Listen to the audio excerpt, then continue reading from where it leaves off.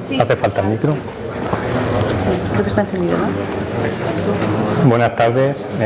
En primer lugar, quisiera agradecer la invitación a participar en la jornada de hoy, que creo que está siendo muy interesante porque nos está abriendo pues diferentes campos de visión, o por lo menos a mí me los ha abierto. Como decía, creo que se llama Vicente, que ha intervenido esta mañana, nos saca un poco de nuestra zona de confort, de lo que estamos acostumbrados a hacer, y nos abre otras vías. Entonces, pues felicitar a la organización por la celebración de la jornada. Y bueno, mi nombre es Antonio Lidón, soy profesor en la Universidad Politécnica de Valencia, y el trabajo que voy a presentar pues es una colaboración entre un grupo de personas de la Escuela de Agrónomos de la UPV y el Instituto Valenciano de Investigaciones Agrarias. Esa colaboración se enmarca dentro de un proyecto INIA, era un proyecto coordinado, pero en el que se pretendía integrar o ver la manera de poder integrar diferentes maneras o métodos de recomendación de abonado para hacer el manejo más eficiente. La realidad es que no tenemos resuelto el manejo de los fertilizantes, el del agua un poquito más, pero el de los fertilizantes no tanto, y la prueba es pues que hay muchas metodologías abiertas y cada uno pues le intenta sacar partido a cada una de esas metodologías. Bueno, pues en nuestro caso el proyecto pues era un poco ver el enfoque clásico mediante medidas de suelo, el enfoque más con medidas de planta, e incluso la introducción del uso de modelos de simulación para mejorar ese manejo del nitrógeno. En nuestro caso, en nuestro proyecto en concreto, pues tenemos una realidad, que es que estamos en una zona con fuertes aportes de fertilizantes nitrogenados, en una zona que todavía se riega de forma tradicional a manta y con importantes aportes de agua, y es evidente que tenemos problemas de pérdidas de nitrógeno, con lo cual repercute en todos pues, a través de las pérdidas por lisiviación y también para el propio agricultor. Esa es una imagen que está ya desactualizada de lo que serían cómo han ido creciendo las zonas vulnerables en la Comunidad Valenciana, desde los primeros decretos que nos obligaban a declarar esas zonas vulnerables, pues en los diferentes años han ido aumentando, no solo desde la plana litoral, que ya sabíamos que que teníamos problemas, sino ya van apareciendo zonas en el interior de la Comunidad Valenciana que, bueno, pues no se preveía que hubiera problemas de contaminación en las aguas subterráneas. En Valencia tenemos un problema adicional de que muchas poblaciones el agua potable que consumen pues procede de esta fuente. Tenemos diferentes, voy a pasar rápido estas primeras porque más o menos conocemos todos diferentes aproximaciones para el cálculo de las necesidades de nitrógeno por parte de la planta, los sistemas basados en el contenido de nitrógeno mineral del suelo, lo que sería tradicionalmente el método del NMIN. Bueno, sabemos el valor objetivo, lo que necesitaría la planta, y a eso, para determinar las necesidades de abonado, pues le vamos restando lo que hay en el suelo, ¿de acuerdo? En el suelo y otras posibles fuentes. Pues como hemos visto hace un momento, pues eso tiene dificultad de muestreos con unos costes importantes, incluso, como veréis ahora después, cuando se hace el muestreo de ese contenido inicial de nitrógeno. Tenemos los balances, no he estado en la presentación de Horacio porque he llegado tarde, salir de Valencia a las 7 pues es complicado, llegar aquí a las 9 me resulta complicado, pero bueno, un poco la idea es que podemos hacer un balance, pero claro, en ese balance o lo simplificamos, como supongo que ha comentado Horacio, o tenemos términos que difícilmente podemos medir, como el nitrógeno lisiviado, las pérdidas gaseosas o incluso el nitrógeno mineralizado. Bueno, dos métodos que mayoritariamente se han estado tratando esta mañana a través de diferentes medidas en la planta, que lo que pretenden poner en evidencia es que hay deficiencias en el cultivo y tenemos que suministrar o aportar ese nitrógeno para cubrir esas deficiencias. Bueno, están las medidas en hoja de clorofila o de nitrato en savia, y las medidas, como habéis visto esta mañana, pues de diferentes sensores ópticos a diferentes escalas de trabajo.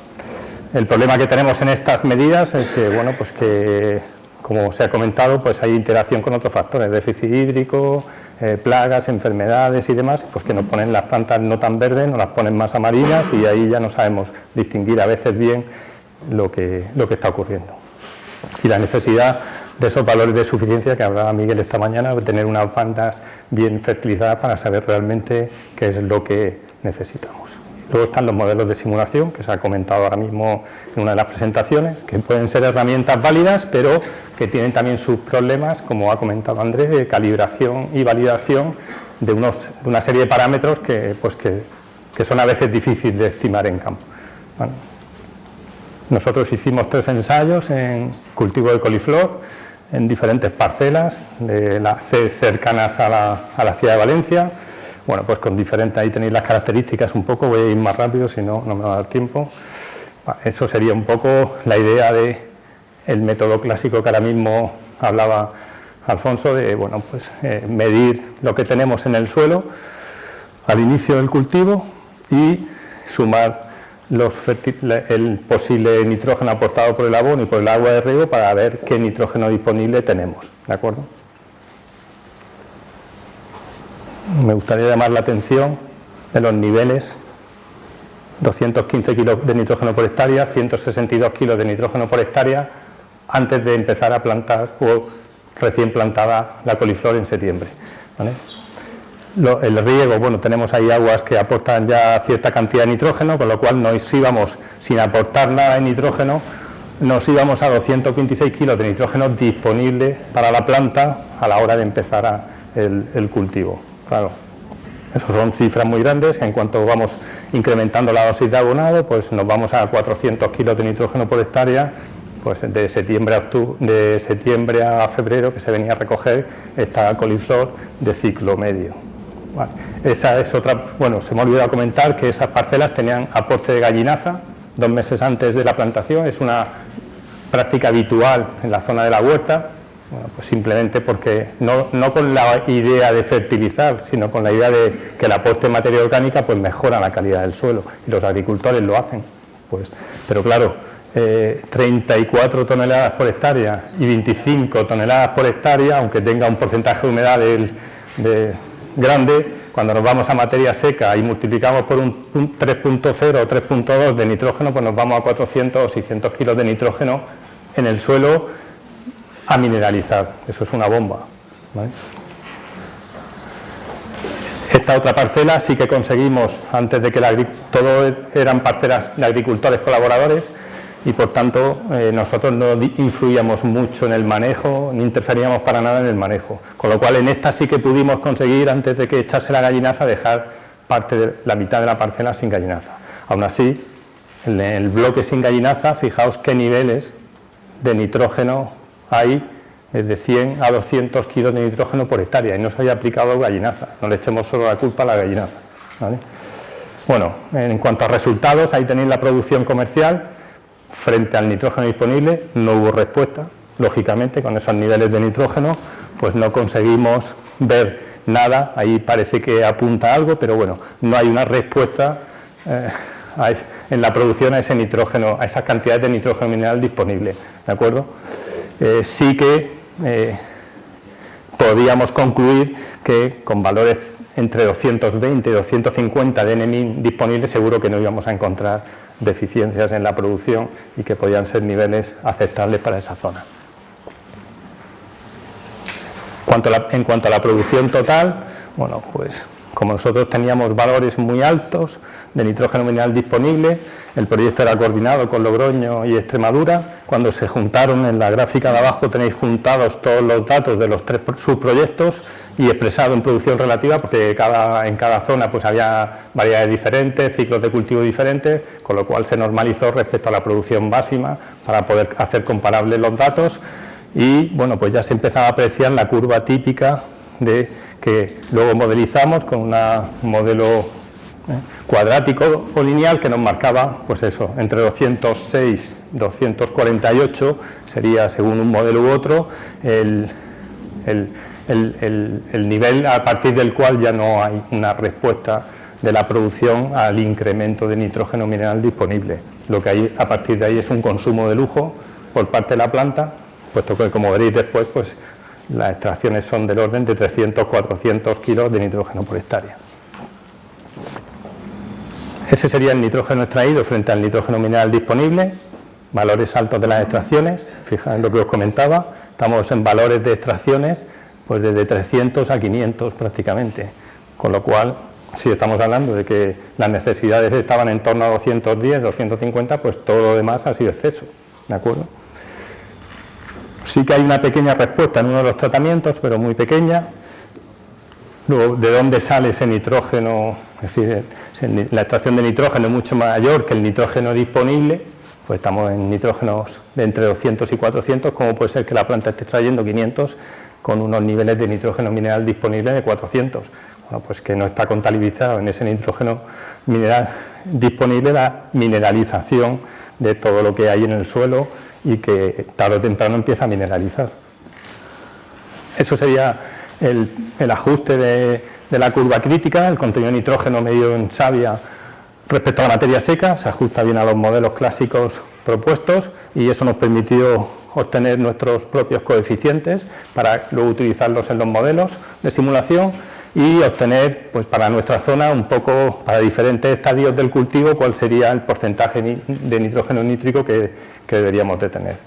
Como nuestros valores eran muy altos, pues dijimos, bueno, vamos a comparar nuestra curva con algunos de los valores de suficiencia establecidos en la bibliografía y bueno, pues no nos íbamos mucho, nuestra curva se ajustaba bastante bien a esos niveles de suficiencia que marca la bibliografía en este cultivo. También se hicieron medidas con sensores ópticos, el SPA, como ha comentado Miguel, a nosotros no nos funcionaron bien, pero claro, cabe preguntarse, pues es que a lo mejor con esos niveles de nitrógeno pues no conseguíamos diferenciar los tratamientos, están todos los puntos ahí pegados, fijaos, incluso el verdecito pues no es el que más, era de los que más nitrógeno tenía, ¿de acuerdo? Solo y además un comportamiento un poco errático por esas medidas puntuales, es decir que en principio la medida de SPA a nosotros no nos condujo a unos resultados concluyentes. En cuanto a los índices, medidas de reflectancia en cubierta, pues ahí hay un par de índices de los muchos que se obtuvieron, el índice de clorofila y el índice normalizado de borde rojo que se ha comentado esta mañana. Parece que este último pues sí que marca por lo menos el tratamiento de menor nitrógeno disponible lo separa de los otros, pero las diferencias son mínimas, como podéis ver. Bueno, pues realmente no tenemos unos niveles de referencia base como para poder utilizar estas medidas como una guía de fertilización, por lo menos en nuestra situación. Que no quiere decir que no sean válidos ni que no sean válidos. El balance nitrógeno, un balance clásico simplificado, porque tenemos la última columna, es todo lo que no medimos, que es pues, lisiviación, pérdida de gaseosas y mineralización. En la medida en que ese término sea negativo, pues es que ha habido mineralización. Y en el caso de que no hubiera nada de lisiviación ni nada de pérdida de gaseosas, que algo habrá, porque el balance está hecho a 60, no a 90 centímetros, pues esa cifra iría incrementando. O sea, imaginar que esto fuera cero, que hubiera sido cero, que no lo sabemos. Bueno, ahora sí lo sabemos, pero vamos a suponer que no fuera cero. Pues como mínimo, la mineralización estaría aportando entre 138 y 188 kilos de nitrógeno por hectárea en ese ciclo, ¿de acuerdo? Lo cual, pues casi que se acerca ya a las cifras del nitrógeno necesario por la planta, ¿vale? Alertar un poco, pues eso, fijaros en las extracciones en esa parcela y luego el nitrógeno mineral disponible que nosotros medimos después del riego de la plantación. Ahora hablaremos de eso, pero ¿cuándo hacer ese muestreo para introducir en el método del NMIN ese contenido de nitrógeno? Bueno, pues si se riega a manta y se dan dos riegos súper grandes con láminas muy importantes porque el agricultor quiere asegurar la plantación, porque riega a turno y no sabe si va a tener el agua disponible en los siguientes turnos, pues lo que hace es regar de sobra. Entonces, ¿qué pasa? Pues que hay un lavado importante, con lo cual si midiésemos el nitrógeno antes de esos riegos estaríamos equivocándonos. Bueno, pues esas cifras son medidas después de esos riegos, o sea que ya ha habido lavado. Bueno, este es otro balance, no siempre las cifras de mineralización son tan altas, pero también me gustaría alertar del que el que no tiene gallinaza, pues fijaos que dan valores de mineralización suponiendo que no hubiera nada de pérdida, otras pérdidas importantes, ¿vale? Eso nos llevó a pensar pues, que teníamos que hacer algo con ensayos de mineralización.